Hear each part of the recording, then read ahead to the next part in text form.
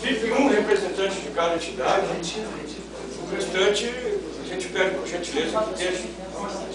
A Ramon fica sozinha aqui dentro, não vai sair nós duas. Não tem problema. A entidade tem direito de deixar um representante ou não deixar nenhum. Está resolvido. Vamos lá. Quem é que sai? Quem é que fica? Cada um decide quem sai e quem fica. Eu só gostaria de fazer duas perguntas para o Moacir antes de... Não, a decisão já foi tomada, doutor. Se o senhor vai ser o representante da escola, o senhor fica. Está decidido. O senhor é o representante da escola. O representante da escola aqui, só.